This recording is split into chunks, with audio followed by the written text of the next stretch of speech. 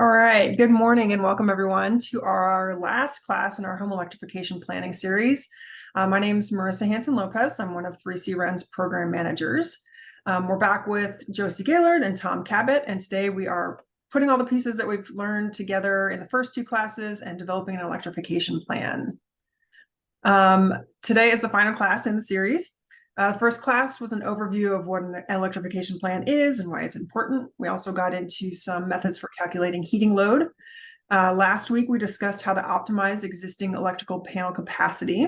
And today, like I mentioned, we're putting all those pieces together to go over how to develop a customized, detailed electrification plan that will provide homeowners with a roadmap for electrifying their home over time.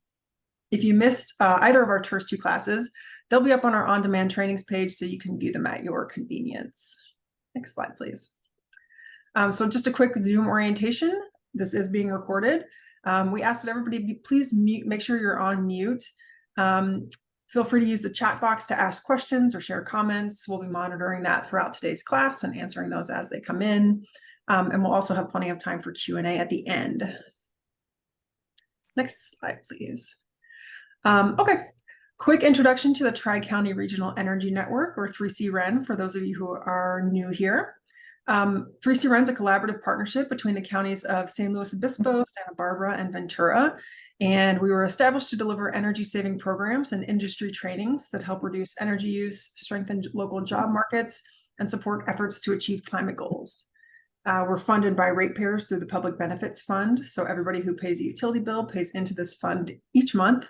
And 3C Ren is bringing some of those funds back to benefit the Tri-County region through the programs that we offer.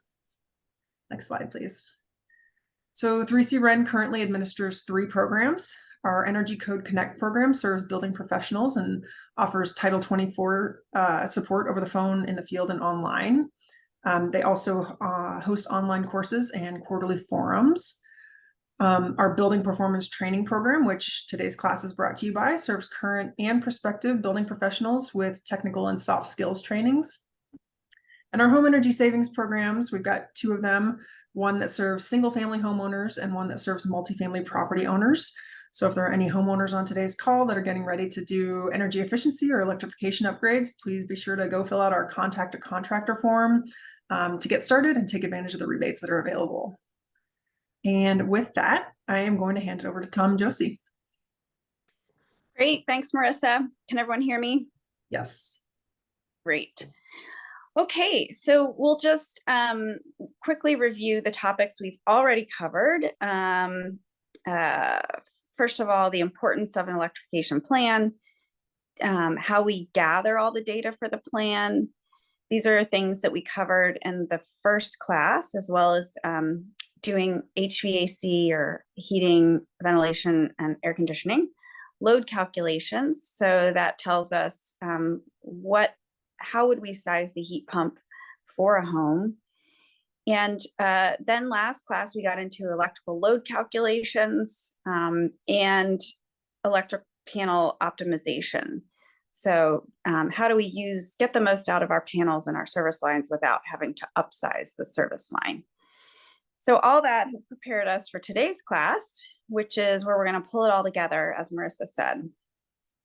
So we'll backtrack a little bit into equipment selection.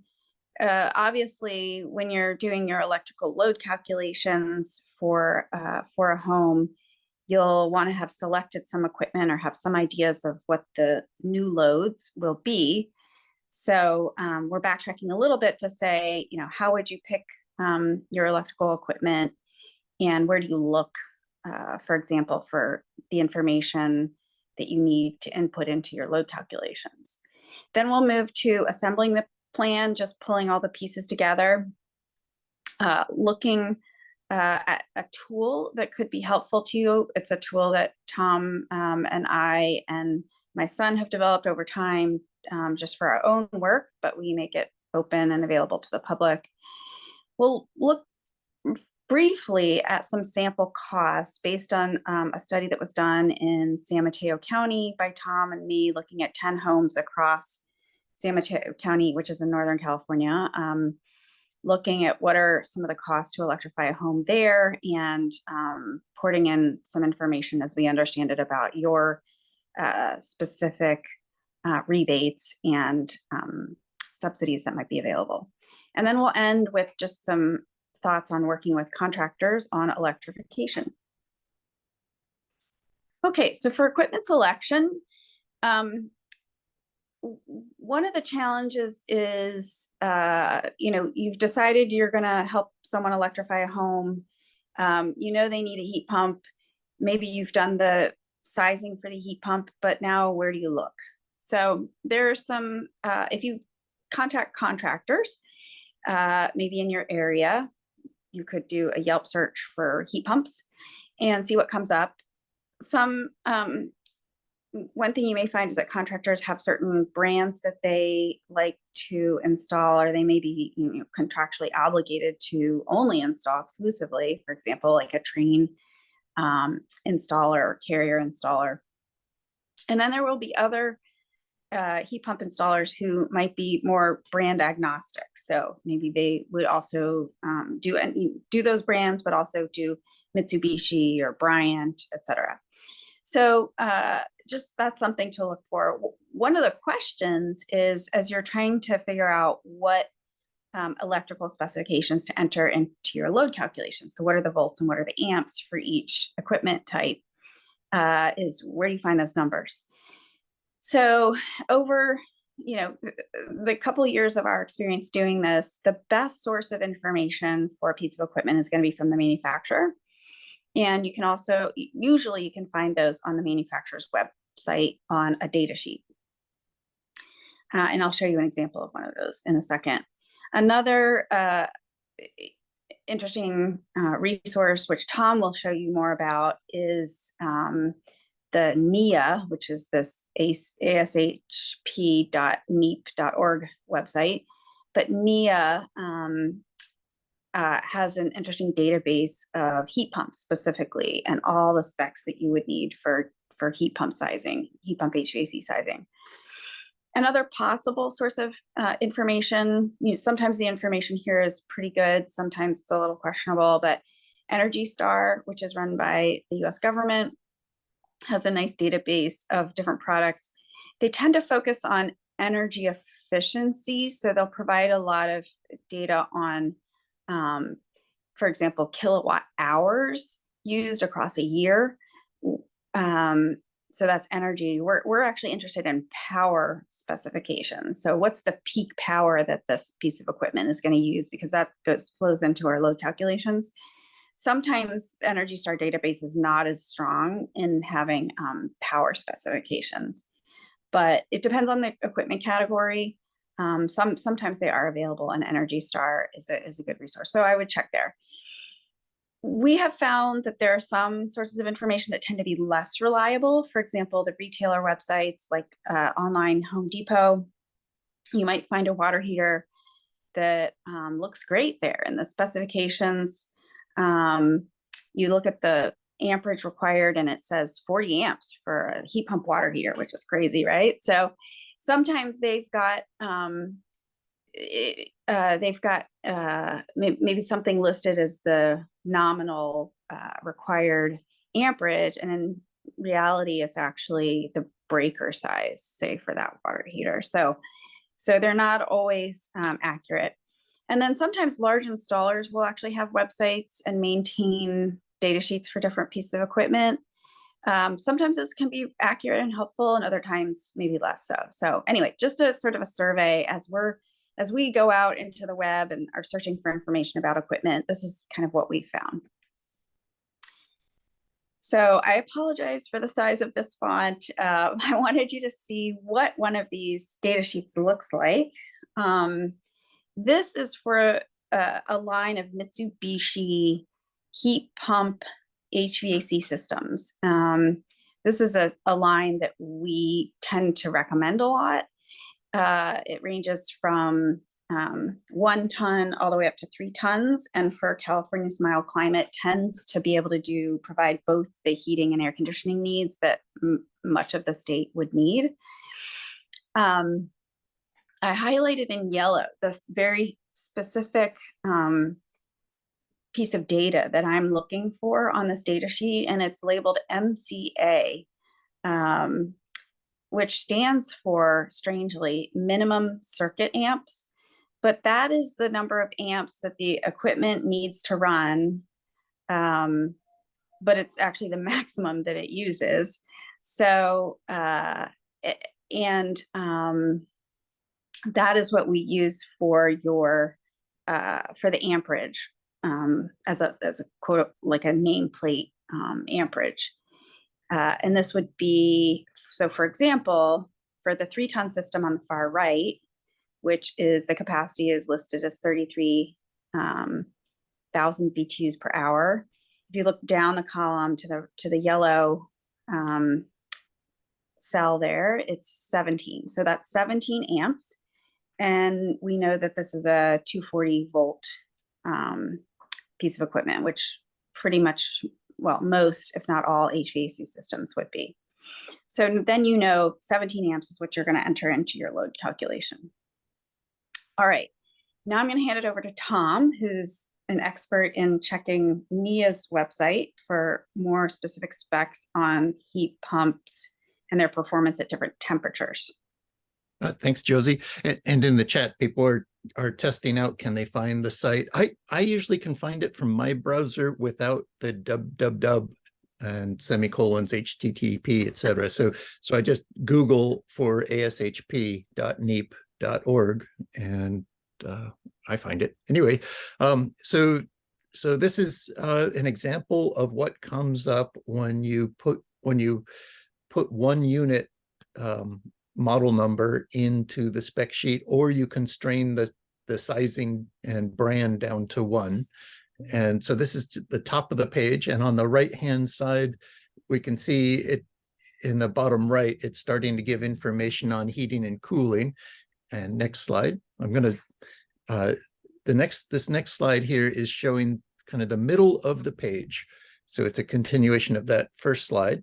The 2 red lines, red arrows, are showing the maximum kilowatt hour draw for the unit at different conditions. And this is a 3-ton unit, and the 2.88 kilowatt hours is what it, or kilowatts power is what it's drawing when it's 47 degrees outside and it's busy trying to heat the house to 70 Fahrenheit, and it's working hard to do it. It's trying to catch up. It can go up to 2.88 kilowatts at that condition.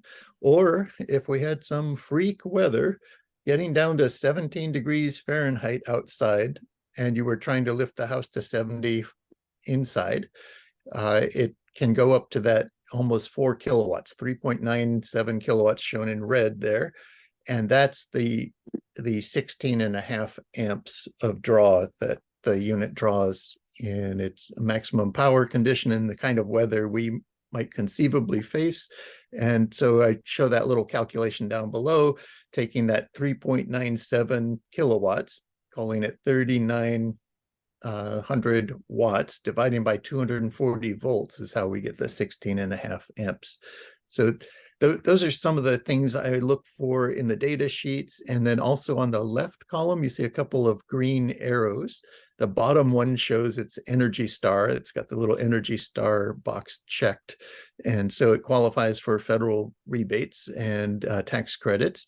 And then there are some performance factors over there. HSPF stands for Heating Season Performance Factor. It's the number of BTUs per watt hour that it produces, and the higher the number, the more heat it's able to produce in the heating mode per unit of electricity.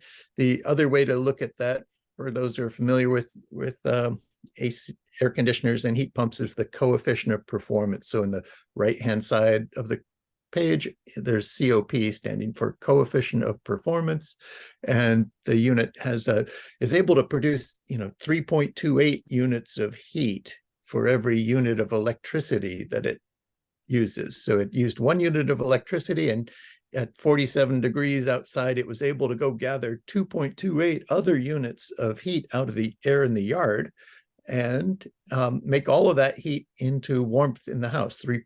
So it's the electric plus what it gathered from the yard to give a total of 3.28 units of energy to the house. Next. And the NEA site is also great for doing some performance calculation and graphing of it.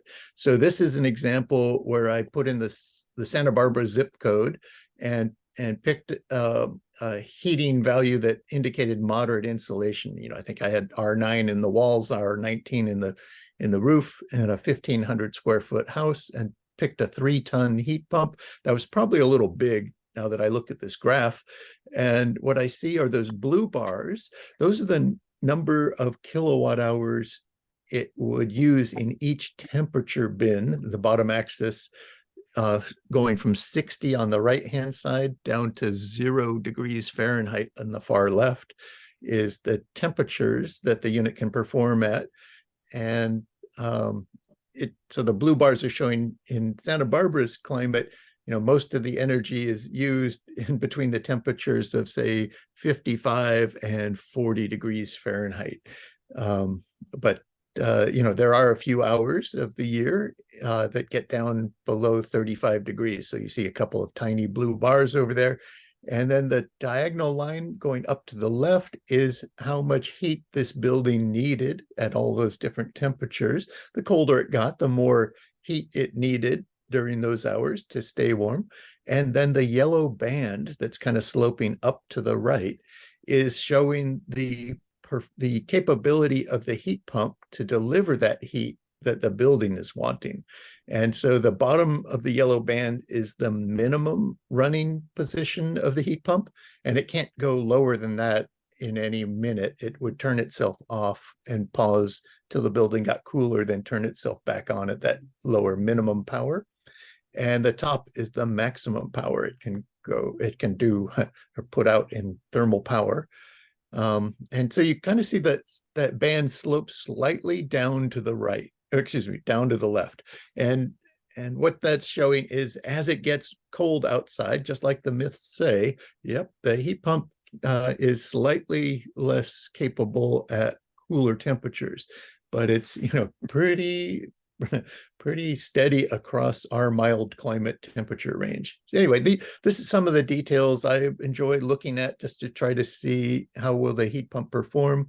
That bottom green triangle on the right shows a little bit of issue with oversizing. I was saying, you know, for this house I picked and the 3 tons, it was a little bit large. I've got a bunch of hours in there where the unit would be cycling. So it would be cycling on and off until the weather was so cold it was below 47 Fahrenheit outside for that house. So anyway, that's, you know, for me, a little indicator that I was a bit aggressive on the size, or, you know, lax on the sizing. I let it get too big. I should have gone smaller. Next. All right. So this is a data sheet for water heaters. It can get a little simpler since they're just trying to heat to one target, and they've got here 4 different sizes, tank sizes, read in the far left column. I can see 40, 50, 65, and 80 gallon tank sizes. And then reading across, we've got the top set of the table is a 30 amp water heater at 240 volts. The bottom part of the table is a 15 amp model of the water heater, and the bottom highlighted column was one of the water heaters we picked in the San Mateo study. It was an 80 gallon 15 amp water heater. It only used 2,250 watts, but provided a whole lot of hot water. Let's see, first hour rating is looks like 67 gallons of hot water available in that first hour from that big tank. Next. And Tom, I'll just point out here too, since I'm the one often looking at these things, that max amps there is the 3rd column from the right. So that's what you would want to put into your electrical load calculation, which in this is 12. So 240 volts again at 12 amps. Right. And so when we're looking at these houses, we're taking pictures and measuring things, one of the things we're looking at in this one was the 100 amp fuse box, which we recommended replacing and kind of upgrading away from the old mechanical fuses to the switches, the switch breaker box. So we showed that as part of the plan. Next. And for the water heating, we kind of show a before and after idea. So we've got pictures of what the water heater is looking like in place. On that one, you can see it's also, if you look at the bottom, it's in a garage area. It's up on a stand, and that is required by the code to keep the pilot light up above any gasoline fumes in the garage. And when we switch to the heat pump water heaters, you don't need that stand anymore. You can put them on the garage floor. And so we were, in that case, switching from that 50-gallon gas water heater over to an 80-gallon, 15 amp, 240 volt water heater that Josie was showing can go on a smaller circuit. Yeah, and you'll, oh, go ahead. Go ahead, I was just Martha. going to say, a question came in. Somebody's curious what the amps of a standard 50-gallon conventional water heater are. Yeah, so they go on 30 amp circuits, and they tend to draw about 24, 25 amps. They're about 4,500 watts.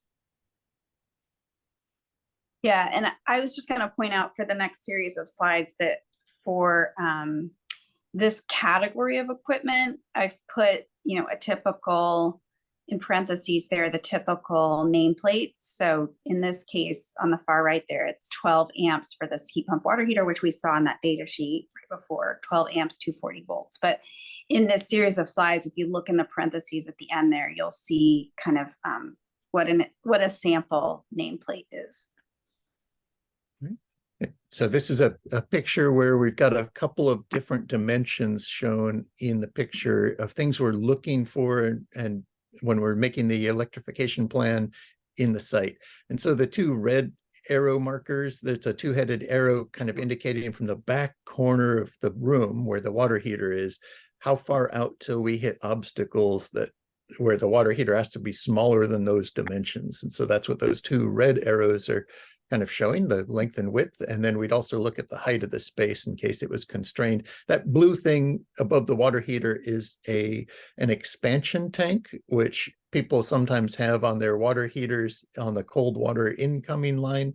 They need those when they have a kind of a backflow prevention device set out at the, typically set out at the yard where the water's coming into their property.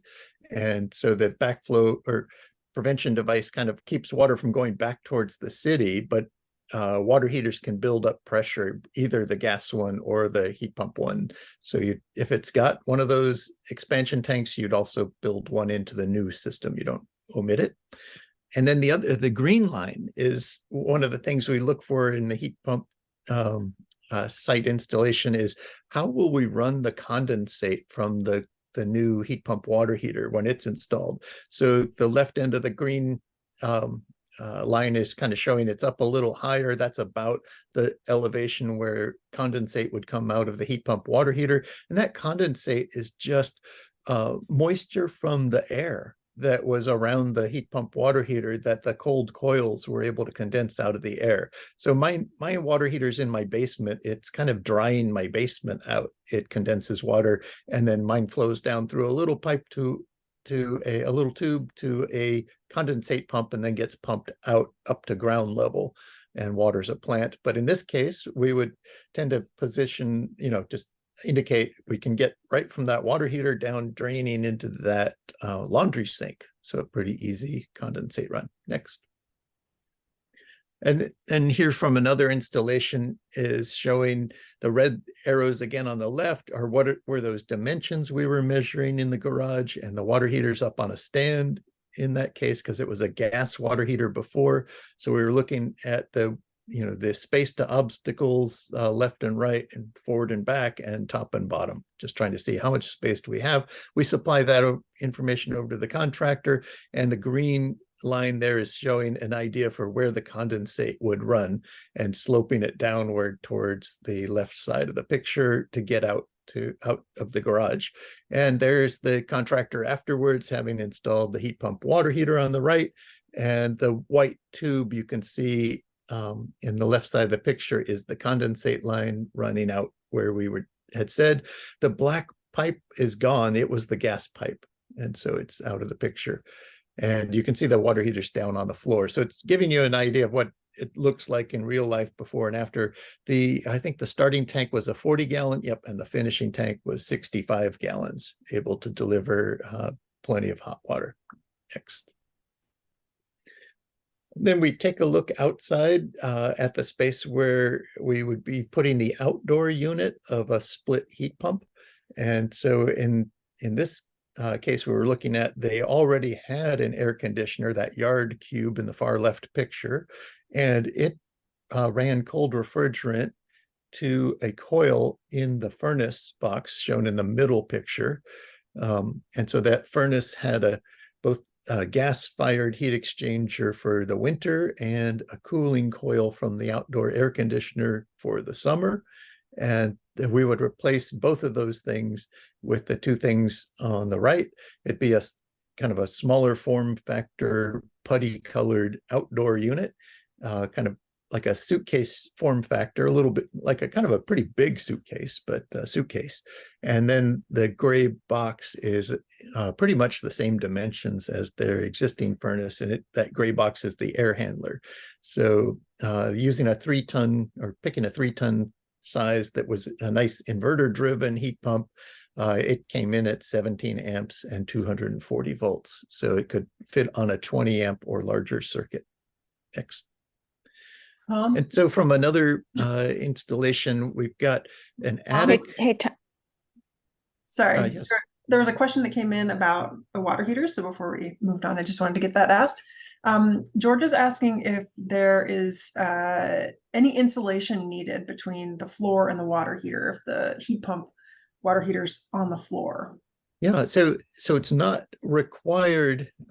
I've seen different places, except I have seen somewhere in the energy code there, they do mention, I forget if it's a requirement or yeah, it must not be a requirement, knowing this contractor, he's really good about the requirements, but there, it can make sense to put some incompressible foam insulation under the water heater.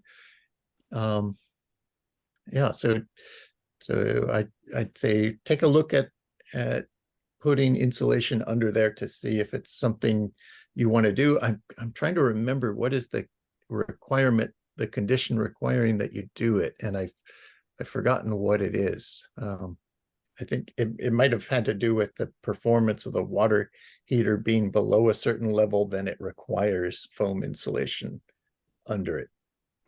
And then just one follow-up question. He's curious why there's no leak pan underneath the water heater. Yeah, so that in this case, you don't use a leak pan when you don't have a vulnerable floor. So the times when a leak pan is required would be, say that you put a water heater in your attic, and then you've got a vulnerable situation under the water heater, and that's when a leak pan is required. So here, if we get a leak, we want to see it on the floor and then attend to it. But if you've got it in your attic, you don't want to see it coming down inside your house before you attend to it. Next.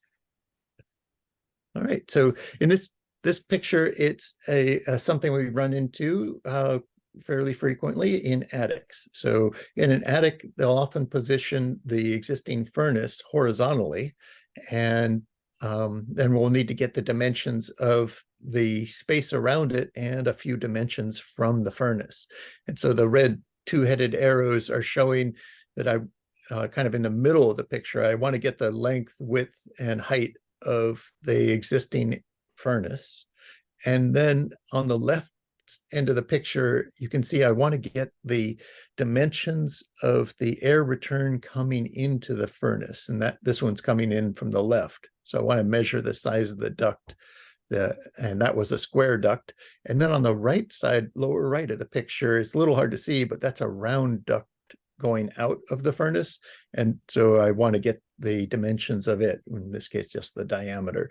So all these dimensions are helpful for the contractor, so they know, what size of of air handler box they can pick that'll just slide right in between where these things are now and just do a swap in the same dimensions? Or do they have to get some different couplings to cover some more space?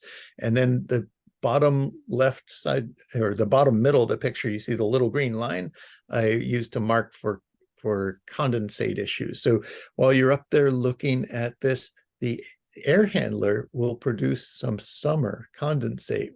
When you have the cold coil doing air conditioning, it will condense a little bit of water out of the air while it's doing the cooling, and that we need to be looking for the path of condensate. And in this attic, it was interesting, they'd already pre-plumbed it to have future air conditioning, so we recommended using the condensate line that was already there. But if they hadn't done that, we'd have to figure out which way should the condensate flow, and can it flow by gravity, or will it need a little condensate pump? And these condensate pumps are little $75 self-contained pumps with a float switch in them.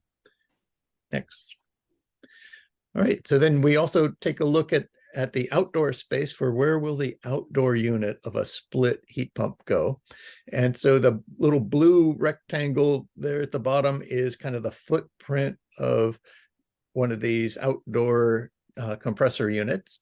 And then again, the red two-headed arrows are the dimensions that we look at.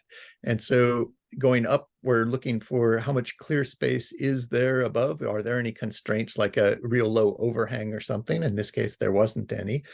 And we're also looking at what is the distance from the wall to the fence. And this is a side yard situation. And then that's going to help us figure out that shorter red line to the right, which will be what is going to be the distance from the face of the unit to the fence, and is there still passage space, because the cities tend to like to have space for the firefighters to be able to get through and things like that, and you'll want definitely space to roll your garbage cans if that's your path. And so then these two little yellow arrows are showing the heat pump manufacturers requirements for their units on how much airspace they need, because they tend to suck some air in from the back side and one of the sides, and then they blow it out the front, which would be down to the right in this picture. And so they can't be just pressed touching the wall, because then they can't breathe. And so they need about an 8-inch space, or see what your manufacturer's spec sheet says it needs for its minimum space. That gives you kind of the positioning idea. But we want to provide a picture to the contractors and some dimensions so they know whether the size of machine they're picking can fit in there and meet city requirements. Next. I'll just mention one other thing here, which is the side yard requirements for heat pump compressors. Cities are different in our area. They vary. Some just have, a fixed number of feet or inches between the compressor and the property line. This is sort of trying to encourage good neighbor relations, not having a homeowner upset with the noise of a compressor. Tom and I tend to spec these inverter driven compressors, which are very, very quiet. So we've never had an issue, but some of the American Standard brand, for example, those big barrel size compressors can be quite noisy. So just be kind of mindful of what the decibel level is. So I said cities kind of follow two paths on this. One is just a fixed number of inches between the compressor and the property line. Other cities, I've noticed, for example, Los Altos, California has, they've worked in the decibel level. So it's sort of a certain number of decibel levels, certain number of decibels for a certain number of feet. And that changes depending on the decibel level of the piece of equipment. I think that's a more rational way to do it, actually, because there is this variation in equipment type. So if you choose a quiet compressor, I think you should be allowed to have it closer to your property line if that works for you. So, but anyway, just know maybe that's something to research about the jurisdictions that you're in. Yeah, and if we could stay here, I wanted to say, also we tend to favor inverter driven machines because they're a lot less jarring to be next to, because they don't snap on and off or bang on and off like the old 1 and 2 speed machines. And so they just slowly ramp up, and then they run at a steady pace for a long time. So that's kind of a another thing that's pleasant about them. And then I forgot to mention the little green line again about scouting out the route for condensate. So the outdoor unit will produce a little bit of condensate from outdoor air in the winter. So it will be producing some condensate, and that's got to go somewhere. And so, in this case, we were on kind of a cement walkway. And so we had to be looking at, okay, where will this go? And so it made sense to think of hooking up the little drain tube to the drain line under the pan and routing it out to where it can get to wherever you want to manage it, say out to a planter or to the ground. And in tougher climates, freezing of the condensate and definitely an issue. So that you have to be careful with the winter condensate to keep it, off the sidewalk so you don't make an ice puddle on the sidewalk. Next. Tom, one question about the location of the unit, of the compressor unit. Somebody's asking if it can be sited away from the building wall. Yes, yeah, and so you can definitely site it away from the house, and they tend to have refrigerant lines that can be sized for them in up to about 50 feet is common. So they can be away from the wall. They make brackets to hang them on the wall. I generally like to try to see if we can set it on the ground instead of on the wall. And the reason is that there is still some vibration from these things. So I wouldn't want to be vibrating the wall if I don't have to. So I tend to pick the ground when I can. And I agree with, feel free to pick, to go further from the house if you've got the space to do it, and move into the yard. All right, so in this picture, we're showing kind of the extreme end of cooking, which is a very big, high value 48-inch range. It's got ovens and cooktops. So that's what we mean when we say a range. And in this case, we were able to find something to fill that big space in the cabinets and give them a lot of burners for cooking, or hobs for cooking. I guess they're not really burners in the electric induction one. And it was a 48-inch AGA brand induction range, and had a 45 amp circuit at 240 volts, or 45 amp nameplate at 240 volts. It would go on about a 50 amp circuit. And then for clothes drying, we're looking at moving from the electric resistance one on the left. It was 7.5 cubic feet of drum space. It's a very big drum, and to hold a lot of clothes. And so moving from that over to 7.4 cubic feet, also very big drum, hybrid heat pump dryer. Hybrid because it has both electric resistance elements and a heat pump. So it gives you more variations of how toasty you can make your clothes. And it had a nameplate rating of 14 amps at 240 volts. So we were able to save a few amps by doing that conversion. And then there's others. The combined washer dryer would get down to fewer, kind of freeing up a whole circuit by not having a separate dryer circuit. It just has one machine that does both tasks. And I'll just jump in here to mention why someone may be wondering, well, if their dryer is already electric, why are you giving them a new piece of equipment? The reason to do this would be if they were, let's say they were on a 100 amp panel and we were trying to shoehorn everything in for load calculation purposes onto their existing service line, excuse me. Maybe we ran the calculations with this standard resistance dryer at 22.5 amps, and it just didn't, maybe we were shy a few amps. We overran 100 amps for their service line connection. In reality, if we didn't need to use the National Electrical Code calculations and make sure that everything, abided by that, this dryer would probably be fine. Meaning, if they ran this dryer with all of their appliances electric, they would never pop their main breaker for the house. But in order to meet the strict code requirements for load calculation purposes, we would recommend that they switch from the standard resistance dryer to the heat pump dryer. An advantage will be that the heat pump dryer will be roughly 3 times more efficient in terms of kilowatt hours used across the year than the resistance dryer, which are, pretty inefficient compared to heat pumps. So just wanted to jump in with that explanation. Back to you, Tom. Right. Yeah, thanks. And so here we're showing EV charging, and we tend to recommend the types of chargers that have internal switches called dip switches that let you set the power to the level that is able to use the rest of the amps we've left in the electric load calculation. So what we're doing is picking efficient power efficient appliances on the rest of the things in order to leave some leftover amps in order to charge the car. And in this case, in the house we were doing that with, we ended up picking the 13 amp selection at 240 volts.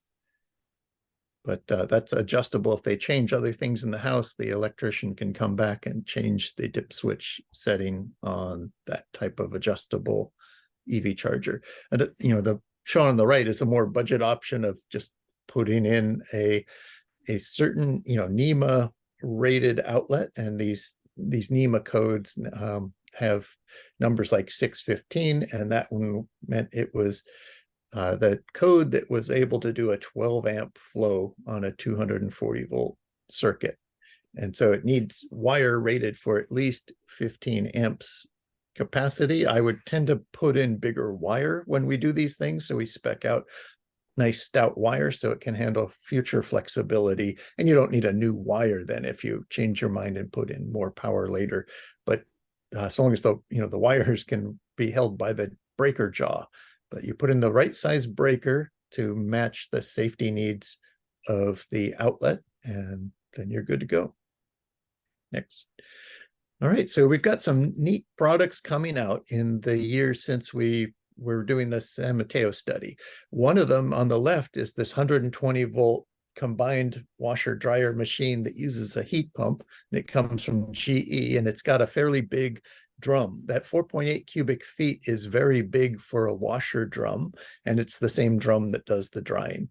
And so it would go on just the washers circuit and totally freeze up the circuit from a prior electric dryer, or doesn't require you to put in a dryer circuit because that thing's doing the drying. Also, it frees up some floor space, which maybe you need to put in your heat pump water heater. And so the two on the right are the two first to market 120 volt heat pump water heaters. The one in the middle is the one brand new coming from A.O. Smith, and the one on the far right has been out about a year, coming from Rheem and Rude. And so those two are able to just plug into a regular outlet, and it can be a shared outlet. So it can be an outlet that has other things plugged into its circuit, because the one in the middle is only 900 watts, and the one on the right is only about 400 to 500 watts of power, just powering the compressor. The one in the middle has both a compressor and resistance elements. It has a 900 watt resistor that it can fire either the top or the bottom of the tank, depending on what it needs, to do backup heating if it's in a space that goes below 37 degrees Fahrenheit. So let's say you lived up in the hills and things got cold in your garage, that one in the middle is able to still deliver hot water in really cold conditions. And next. Yeah, so in the course of doing those electrification plans, we found a number of solutions that tend to work for us and become the kind of the go-to things to do.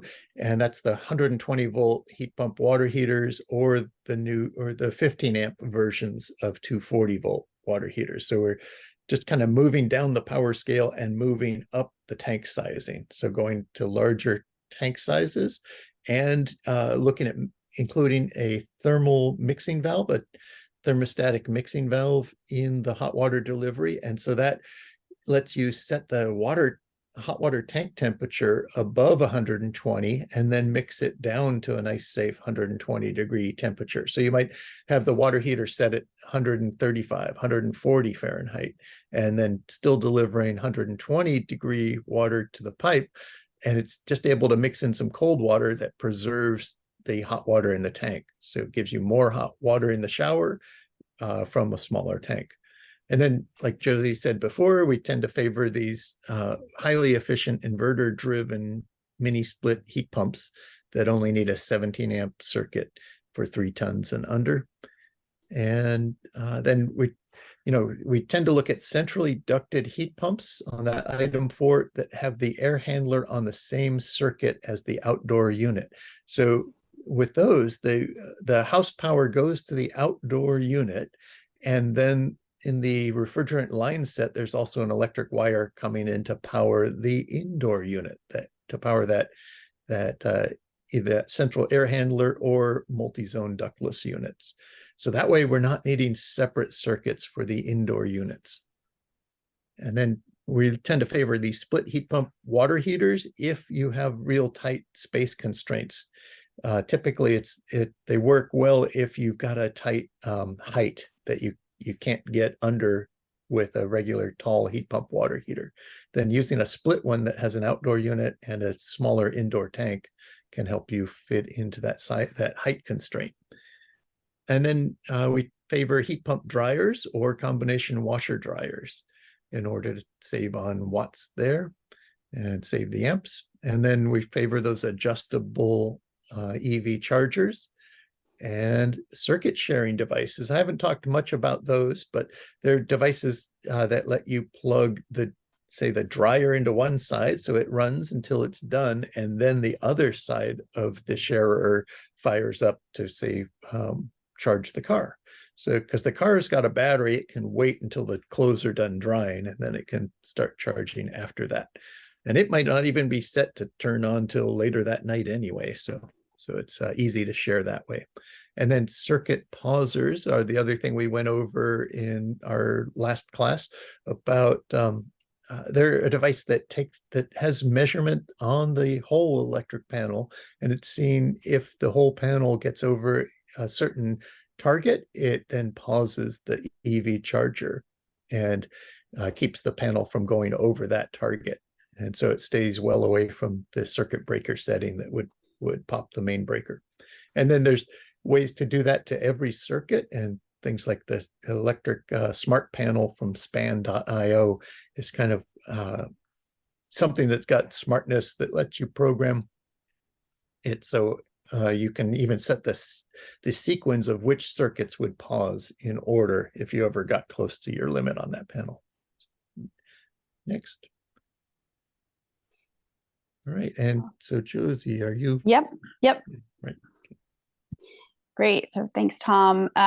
Okay, so now I think we've covered everything that you should need to make an electrification plan. Now all we need to do is sort of pull the pieces together. So I'll just review what are the pieces. Tom and I think, are probably the first people really to start doing these electrification plans. So we've developed this list of what we think is helpful for the contractors and for the homeowners. People may want to add things or think some things are, not necessary, but these we think are kind of the critical components of an electrification plan. One is, what's the recommended equipment list, right? So the homeowner needs to know, I'm replacing, let's say, 4 gas appliances and an EV, adding an EV charger. What equipment do you recommend? So leaving them with an equipment list is essential. Next would be the electrical load calculations. And here we've reviewed in class 2, electrical load calculations according to National Electrical Code 220.83b, which is for existing homes, or using 220.87, which uses historical peak electrical data, so historical electric data for the home, and decides like how much space basically is left in the panel per this home's or these homeowners' usage of the panel. So we like to leave the homeowners with those electrical load calculations, and you don't need to do both for the home. Usually it's one or the other. Although depending on the order in which someone electrifies, they might use 220.83b in the beginning. Maybe they're going to replace 2 or 3 appliances at once, and then maybe wait a year or two, build up some historical data that shows, let's say, that they're only using half of their panel, and then they could put that last appliance in using 220.87. So anyway, so electric load calculations we think are kind of an essential piece of the plan, and often will be required by an AHJ, an authority having jurisdiction, so the city or the county, whoever is sort of enforcing the code in your area. Sometimes will require these electric load calculations. Sometimes they just assume that an electrician has done them, but others, they actually want to see them. And sometimes they provide sort of paper worksheets for you to submit those. So we like to leave those with the homeowner, and often provide them to the contractors who maybe haven't done this work before and are a little skeptical that you can fit all of this, per code on the panel. Sometimes they need to see those electric load calculations. A wiring plan we think is optional but helpful. So that would be, here are all the certain new circuits that need to go in. Here are the breakers, required for each one. Here's the wire sizes that are required, because we would know that from the data sheets for each of the appliances. So we figure, since we've kind of assembled all those data sheets, why not put it all together in one place for the electrician? And then finally, a project list. So that's just describing, according to each contractor, what is actually needed here. Do we need to replace the main panel or not, et cetera? So here I'm going to show you some examples. So I think all of these examples are actually outputs from the tool that I'll show you next. So you kind of make all your equipment choices, and then it automatically just generates this equipment list. But if you weren't using the tool, you would just, create a list like this. And really all you need here is the model number and the brand for each piece of equipment. And then I think it's useful to have the nameplate, amps, and volts for each. This we looked at last time. Again, apologize for the small font. You don't need to look at the specifics, but it's basically a sort of takes a look at these paper worksheets that a lot of the jurisdictions require if you're going to add a new large piece of electrical equipment and circuitry to your home. So they require a load calculation like this. And once again, the tool that we'll show you in a minute generates these automatically. But even if you don't use the tool that we're showing you, we taught you at the last class how to do this on your own. So you can do this in Excel, or you could do it even on paper. But this would be something that we think it's helpful, again, to leave the homeowner with, so that they can show the contractor, hey, this all can fit onto my existing panel, if that's what they're choosing to do. This one's a little blurry, sorry about that, but this is an example of the wiring plan that the tool would spit out. And here for each appliance, the tool just asks you, okay, you're going to put in that new appliance. Where's the circuit going to come from? Like, which panel is it going to originate from? The main panel or a sub panel, for example? How many linear feet of wire is the electrician going to need? What gauge wire? And that's based on the breaker size that is specified in the equipment, on the equipment data sheet. And then, there's some details here about whether the wire should be covered in conduit or should run through conduit to protect the wire, or whether that's not needed. And there, the sort of key criteria to look for are, where's the circuit going? Is it going through your crawl space or your basement, where there's no chance of well, very little chance of some, somebody running into it and severing the plastic casing around the wire, in which case it can be run without conduit. Conduit, of course, is kind of a metal tube that the wires run through. Or is it going through your garage in a place where your car might run into the wire, in which case it does need to be run in conduit? Or is it running along the outside of the house where it's going to be exposed to the weather, where again it would need to be run in conduit? So, and there, the gauge of the wire would just dictate what size conduit, what diameter conduit you need. So just something helpful to an electrician.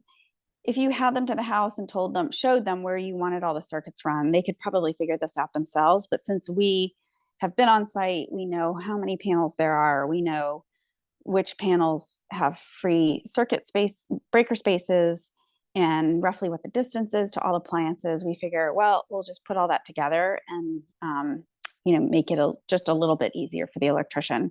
Theoretically, the electrician could then bid the project without coming on site with having this information if they trust the information.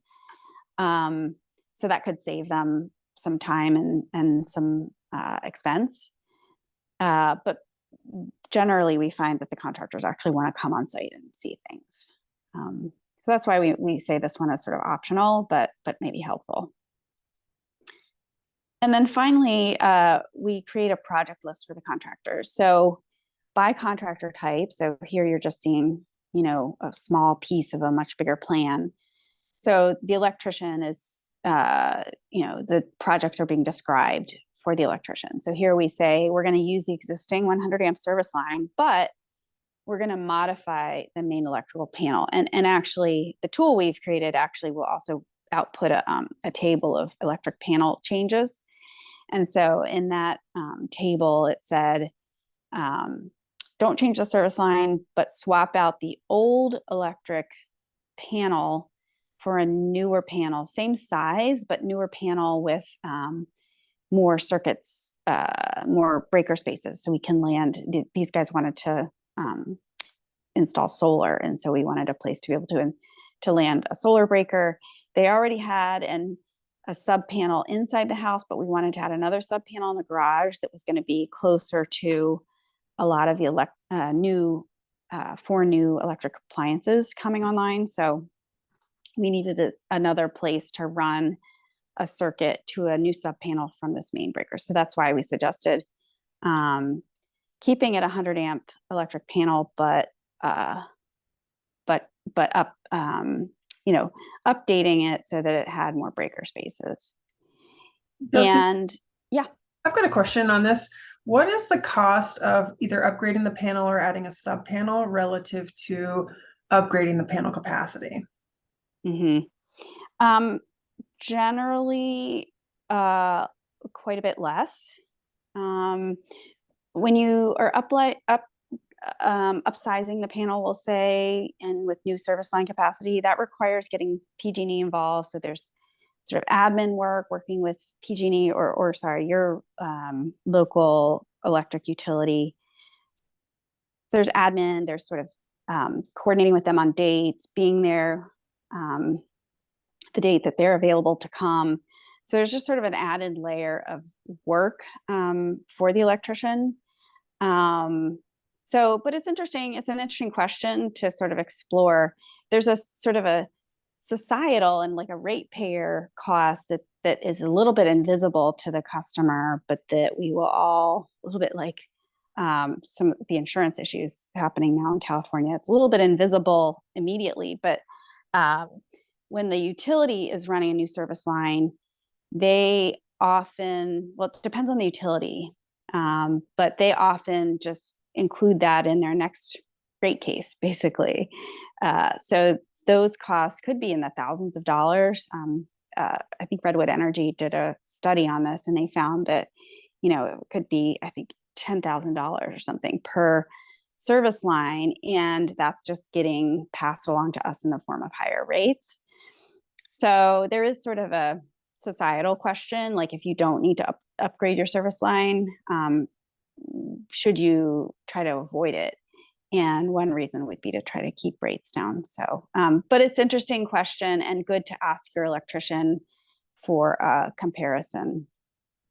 In many cases, people don't need a new panel at all.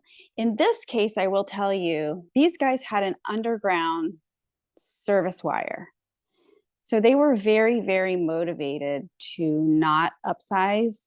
They had gotten a quote of, I think, $20,000 to upsize the service line because it was underground.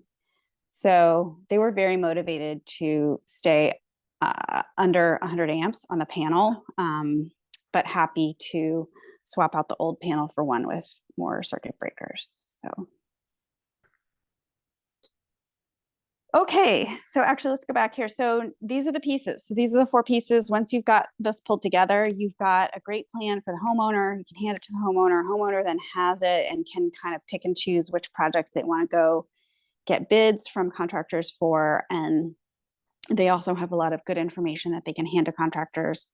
You know, if there's pushback on, oh, I don't think all this is going to fit on your panel, you can say, you know, the homeowner can hand it the load calculation to them and say, actually, it does all fit. That's happened to me many times. And when, especially electricians, if you do the load calculations for them, they pay attention. And if they look at your load calculations and they're good, there's okay, let's do it. So it can be very helpful to have those. All right, so now I thought we could switch, and we'll see if hopefully this will all work from a technical perspective, but we'd switch over to just looking live at a tool that's available, like I said, free, open, available to the public. I developed this for my own use, for Tom and I to use, for our work, but like I said, anyone's welcome to use it. It's probably a little bit much for a homeowner to use. It's not kind of user-friendly enough, but hopefully for those of you who are interested in doing this work, it's something that you could use as sort of a repository for information. One of the challenges that Tom and I found, this is sort of the landing page for it. One of the challenges that Tom and I found when we were doing this case study project for San Mateo County was we were gathering, you know, hundreds of pieces of data about each home. You can probably tell from what we've presented so far, you know, the size of the hatch accessing the attic, the nameplate rating for the disposal. I mean, just lots of data and photographs, pulling it all together into one place, running load calculations in Excel, et cetera. So it was just a massive challenge in how do we keep all this data kind of in one place for each home. And then we realized we were there was a lot of repetitive work. Like these load calculations are not difficult, but maybe we could sort of automate some of this. So this is our attempt to do that just to save us time. So we'll go to the website now, but I just wanted you all to see kind of what the landing page looks like here. And then hopefully this will work.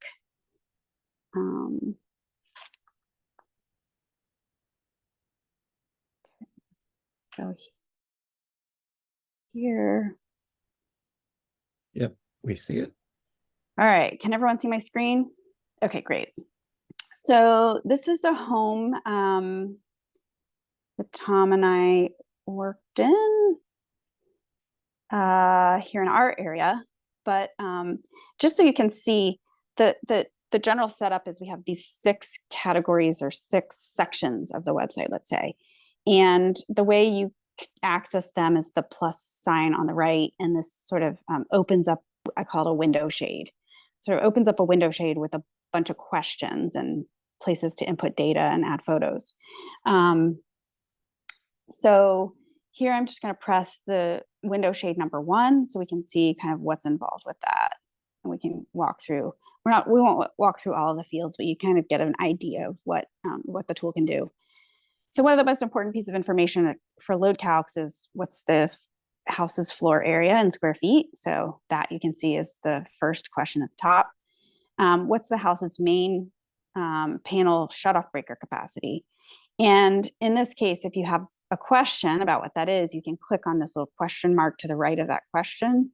and it'll explain to you, where you can find your main electric panel on your house, what it might look like, where you look on the panel, you're looking on the edge of this big main breaker, or if you have a fuse box, which is the case at my house, what that might look like and how you can read that. So there's some resources there to help you if you're sort of lost on something. But here, you can see there's a place to upload some photographs. We find that's really helpful when you're at home, maybe you're doing 2 or 3 homes in a day and you can lose track of, you can have photos on your phone and forget, like, wait, which is which house. So when I leave a house, I try to make sure that I've uploaded all the photos for that house so that then I can come back, and if I, have a question, something about this breaker, I can zoom in and be reminded. Okay, so moving along, the next kind of very high level question for each home is, which gas appliances do you want to electrify? You have a list here and you just click those that are apply. So now, once you've entered that information, there's a question about whether, then you're ready to look at using the historical usage method. If you're in PG&E territory, at least, we don't have the setup yet for your territory, but that may be something that we work on with Marissa. But if you have that historical load data, you can upload it here, and then you can be told, oh, based on your past historical usage, you've got 13 amps that you're using, which is very little out of 100.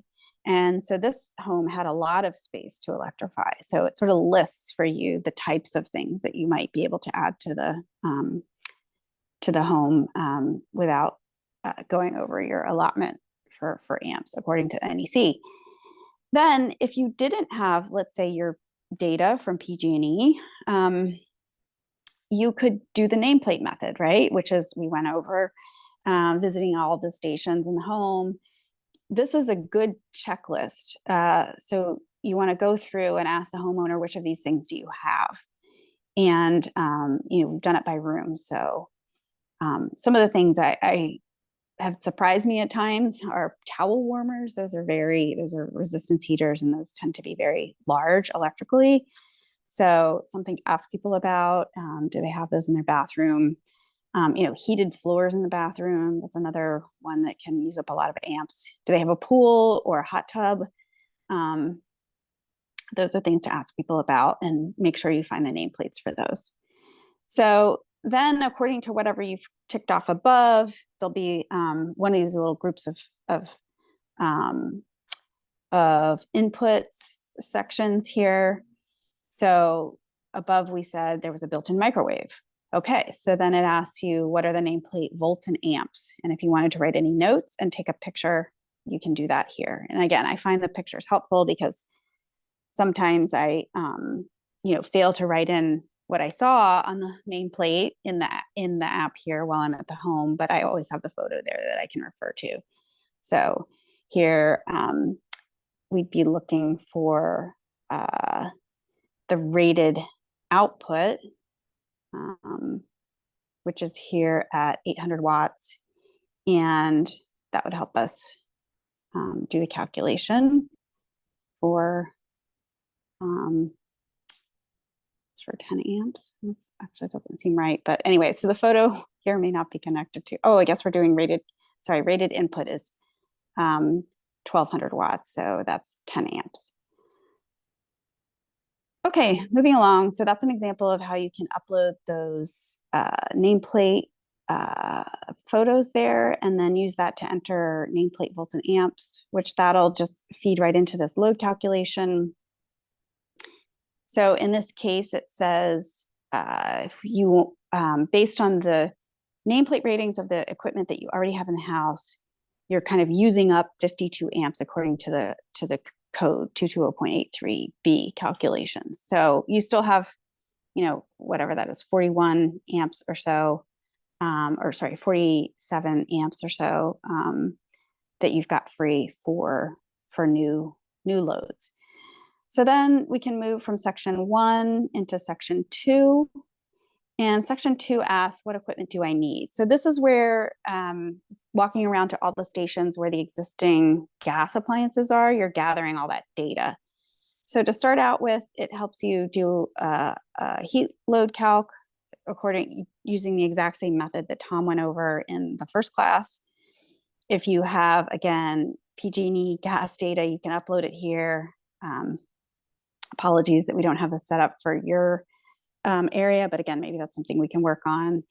And so you upload your gas data, and you can look at a graph actually to see, across, this is a bar for every day of the year, what does my gas usage look like for this home? So you can see for this home, the max gas usage was 7 therms in January. And going back, so that would help you come up with this heat pump sizing of 3 tons for this home.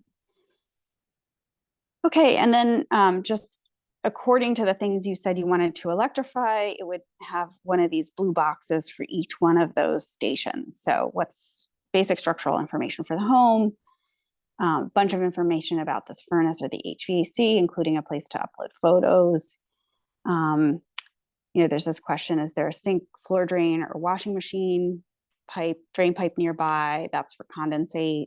If it is, how many feet away? 20 feet away. So then that gets automatically dumped into your project list, and it says to the HVAC contractor, you'll need to run a 20-foot condensate line for this basement HVAC installation.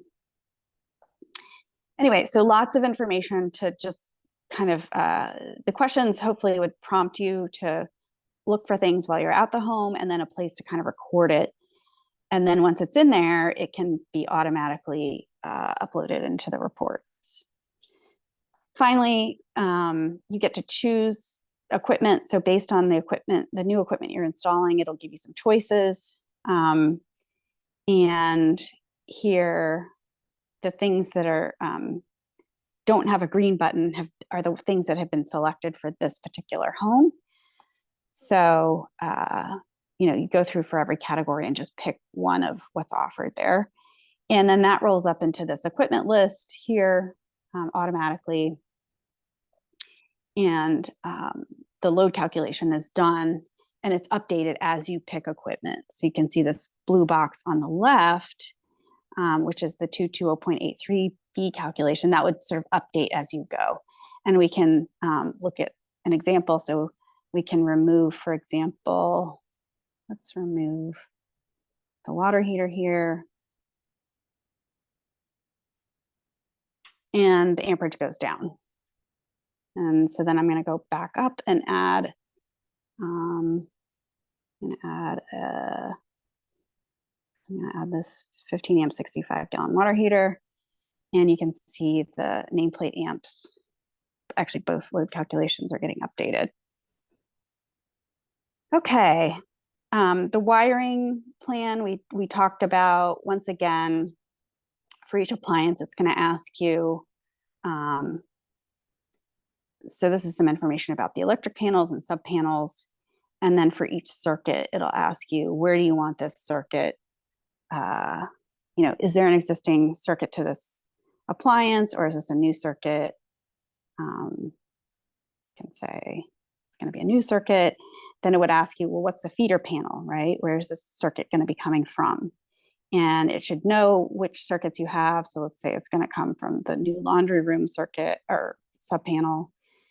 Anyway, so I'm not going to go through everything here, but that's sort of how that works. This what will it cost section is not built out yet, but you can look for that in the future. And then finally, we assembled in one place just all of the contractor reports. So this project list, you can see, gets generated automatically with all the photos and the description of what needs to be done.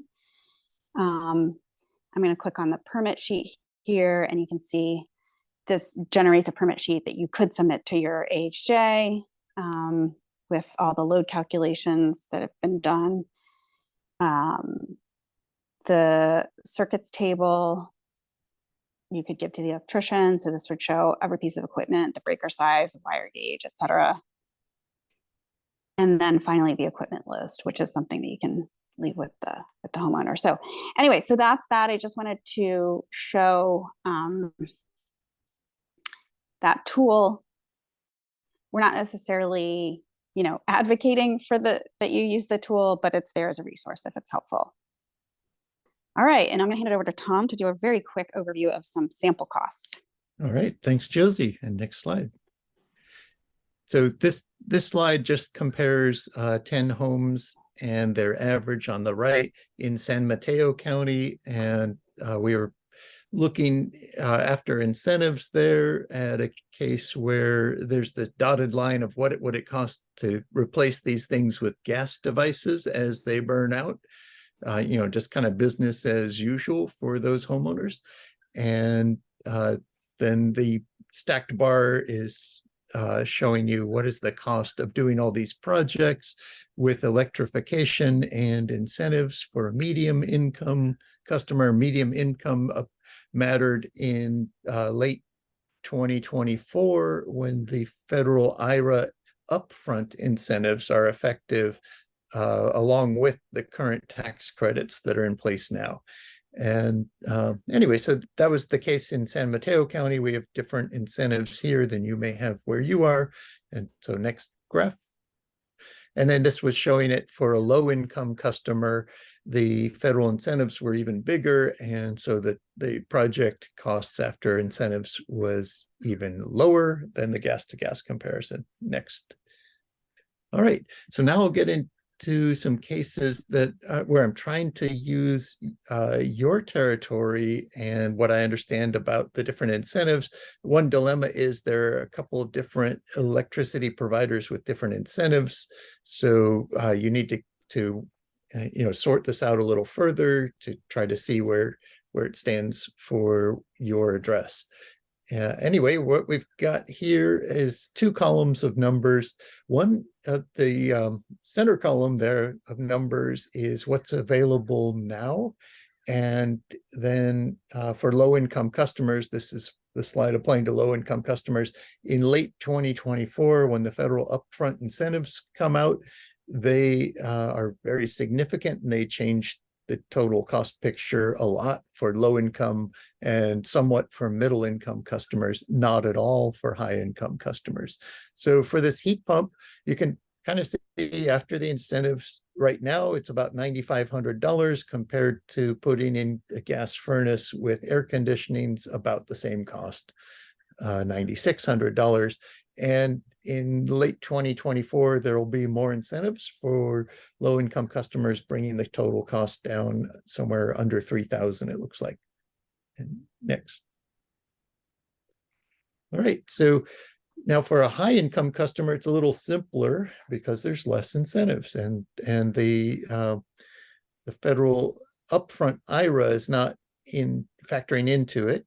But the total net cost came down from around $15,000 before the incentives to $8,500 afterwards by using the Central Coast Community Energy incentive of $3,500. And actually, I may, Marissa, I'm not sure if I overcounted in this one, if the tech rebate for heat pumps was available if they were also taking the Central Coast Community Energy incentive, or if it's one or the other. Yeah, it's one or the other.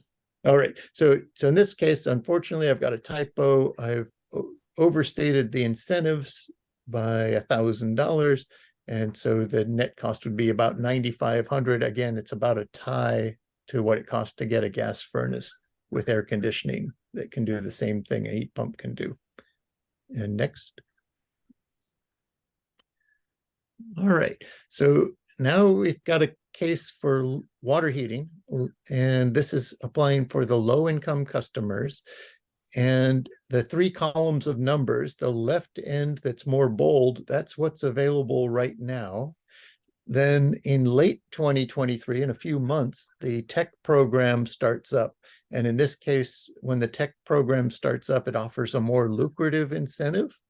And so it makes sense for somebody to not use the CCCE rebate of 1,500, but to use the tech rebate instead. And that changes the amount of tax credit available, et cetera. But it basically drove the net cost down from $2,800 now to later this year being down around $1,200 and being noticeably under the roughly $2,500 cost of a gas water heater installed by a contractor. And then for the low-income customers, late next year, so about a year from now, when the federal IRA upfront incentives kick in, the costs will be noticeably lower, down around zero for the customers who are able to get that upfront incentive of $1,700 from the federal IRA. And next.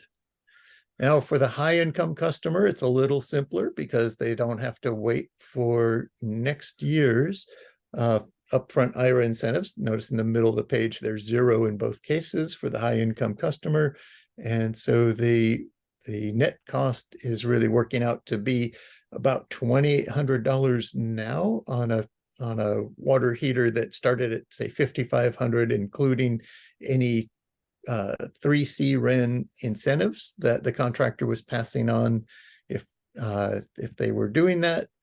And so it's it's pretty close to the cost of a gas water heater. And later in 2023, in a couple of months, when the tech program comes out and you could swap from the $1,500 Central Coast Community Energy incentive over to the tech, and then it's down to around $1,200 net cost. So it's about half the cost of a gas water heater from a contractor. And next. All right, then this table, it's a little fuzzy, and it was done for one of the homes in the San Mateo County study, but it was just a way to start looking at all these costs and the different modes you could go into to get your projects done. So we've been talking a lot about using contractors and getting contractor prices, and the three right-hand columns, including the one highlighted there, are the low, middle, and high bid prices we were finding in our San Mateo County study. And so you can see kind of a variety of contractor prices, a variety of incentive levels coming out, and net costs. And then in the kind of the fifth column is replacing existing gas units. And so we were looking at that because we need to compare the cost of electrifying with the cost of continuing to replace your gas devices with new gas devices, which costs money. So what we were seeing is that we basically could pay less than continuing to buy gas hardware by shopping carefully, picking the low bid on the electric projects instead of the first bid you get, and using the incentives. So that was working out well. And then do-it-yourself electrification was also a money saver. And sometimes some incentives pay for do-it-yourselfers and some don't. So you have to keep an eye on that. Next. All right, now working with contractors, a few things we've learned. Next. So, there's some challenges, opportunities. We have a couple recommendations. Next. Now, there's challenges working with some contractors. Not all contractors are up to speed on electrification. They've been working with gas for decades. Some may want to not learn about heat pumps, not take that on. They may be at a part of their career where they just want to continue doing what they're doing. So if that's the case, you may have to find another contractor to work with. So we recommend, avoiding contractors who are not, keeping up with the big changes we have to do, and finding the ones who are interested in the new challenge. Anyway, we worry that some contractors are tending to recommend oversized equipment for the task. And it's especially true in the heat pump sizing. If they're new to heat pumps, they may want to size it a bit larger. That's got some problems with it. It costs more money.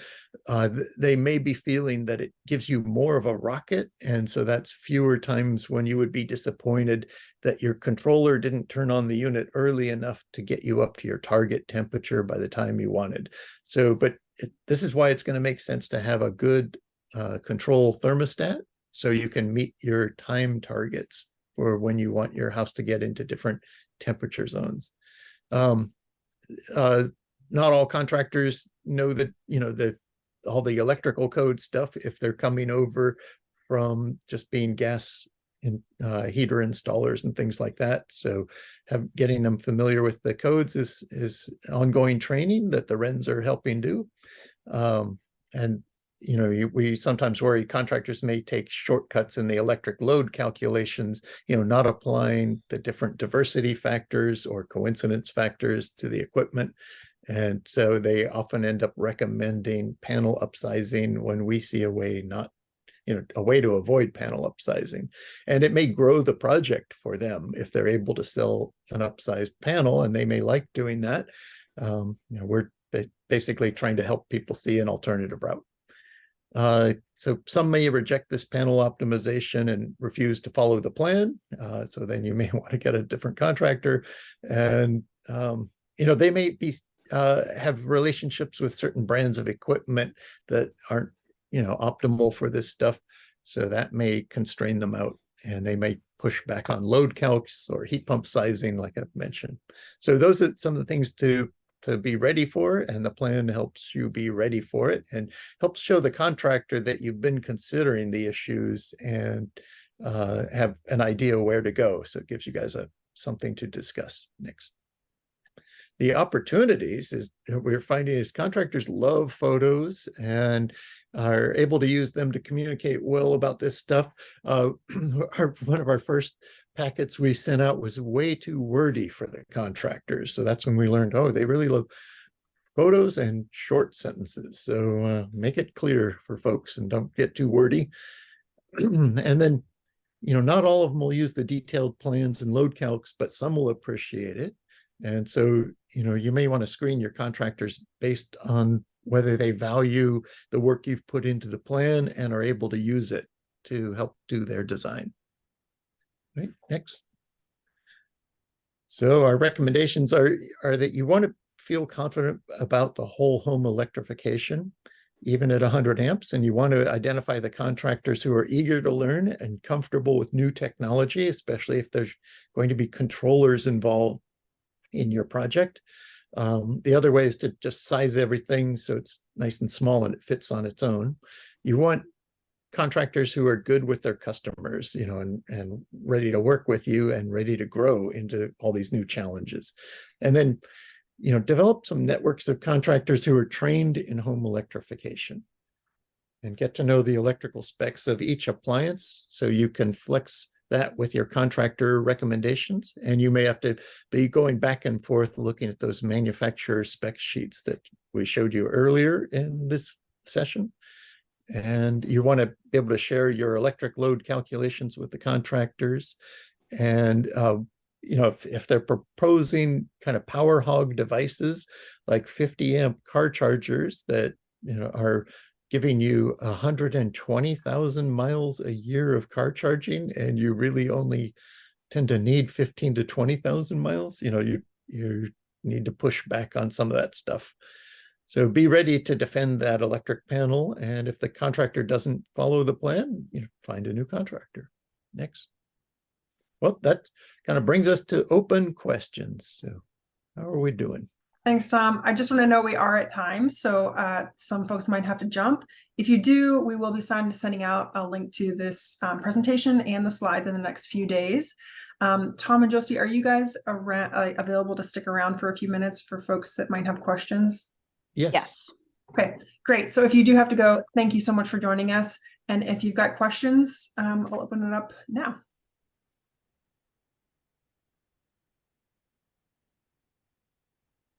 And I can just start with a couple that came in throughout the presentation. So somebody asked earlier on if we could address the question, let's see, the question of why make neighbors hotter with air sink heat pumps instead of managing our own heat into high specific heat materials in a pond, water heating, or ground source heat pumps? Well, and the answer is to save money on the installation costs. But if you want to have ground source or water source heat pumps, you can get them. All right. And I'll just add, in our area, so we're in the Bay Area, there are many people who do not have air conditioning, have not needed it historically. So for our area, heat pumps are generally used to replace a gas furnace in maybe a few days out of the year air conditioning. That's how many people use it here. In your territory, I could understand that air conditioning would be a bigger, bigger concern. And in that case, heating the neighbor, I thought the person used to describe it, might be more of an issue. So somebody else was asking or suggesting that it might be possible to skip all the mechanical devices and climate impacting refrigerants and use thermal mass, fans, automated windows instead in their area. And they were curious where they might be able to find more about the calculations necessary to justify passive as the HVAC to address basic real estate standards for HVAC support of the home's square footage.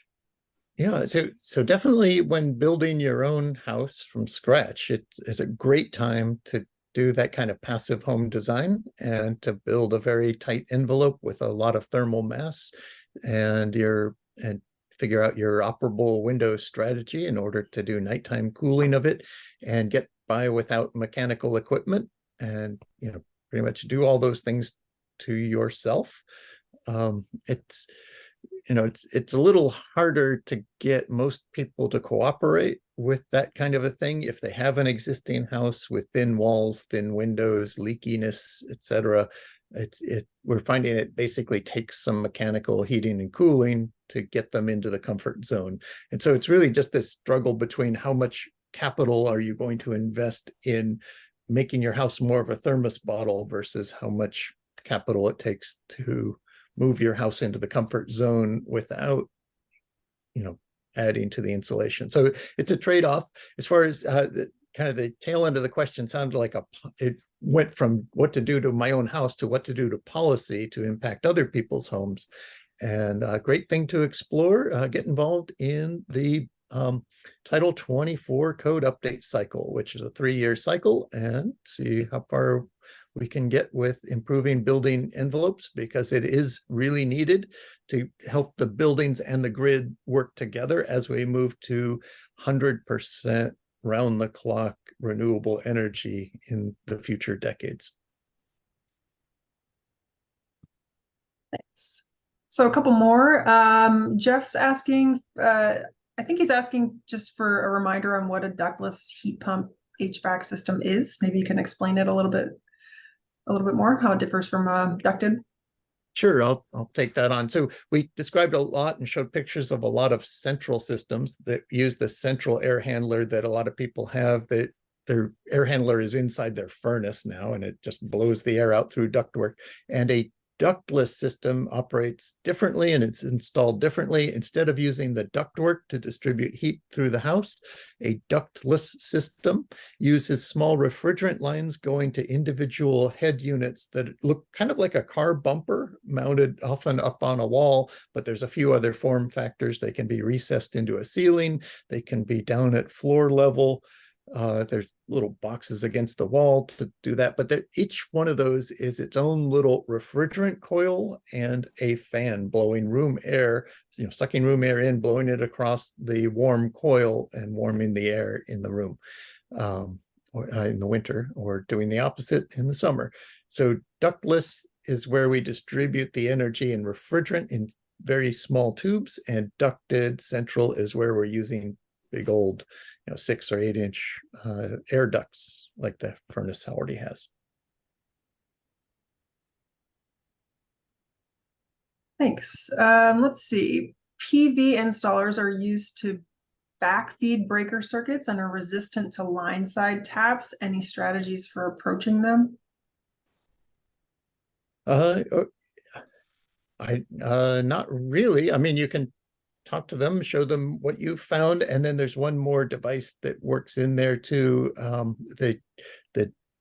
connector. DER is distributed energy resources, and it's a renewable energy collar that goes right behind the meter. And so different utilities have approved that, and I think SoCal Ed is one of them, and PG&E is another, and they can let you backfeed solar in just behind the meter, but not using one of the breakers in the panel.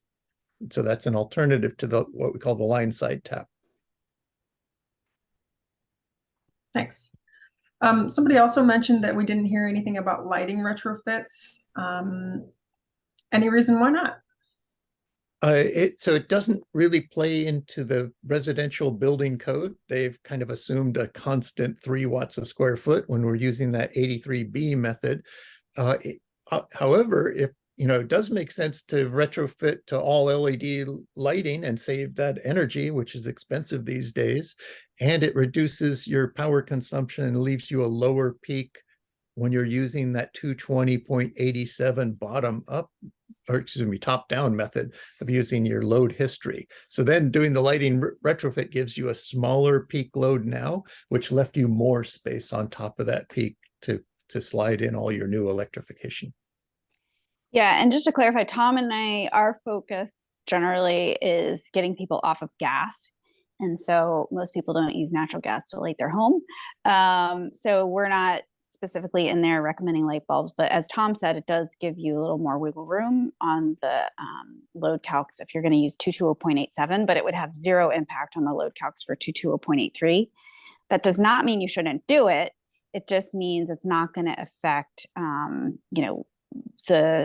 from the jurisdiction's perspective, what you can fit on your panel.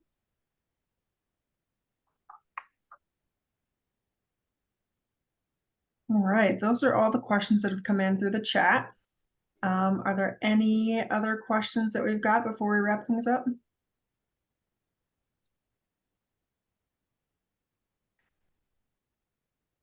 Okay, well, thank you all again. As I mentioned, we will be sending out the recording and the slides in the next few days. And if you got any feedback or questions until then, feel free to reach out. Thank you all. All right, thanks everyone.